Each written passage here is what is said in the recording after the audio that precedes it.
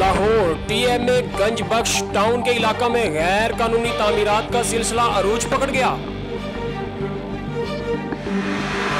अमजद साबरी कत्ल केस, तफ्तीशी अफसर का जेल में कैद, मुलजिम से तफ्तीश के लिए मकामी अदालत से रजू।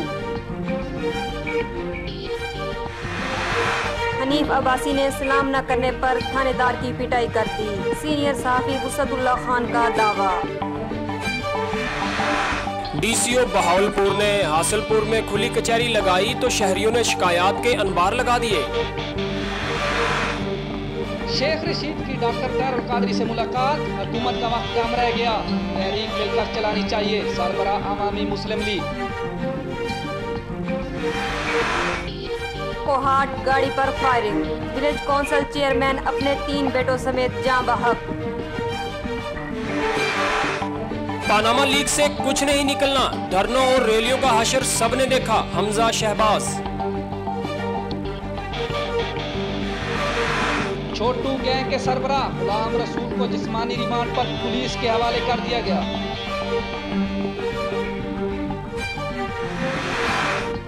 लाहौर के मुख्तलिफ इलाकों में मूसलाधार बारिश, गर्मी का जोर टूट गया। मध्य प्रदेश में बारिशों ने तबाही मचा दी, घर की इमारत जमीन बोस होने से खवातीन और बच्चों समेत 7 अफराद हलाक।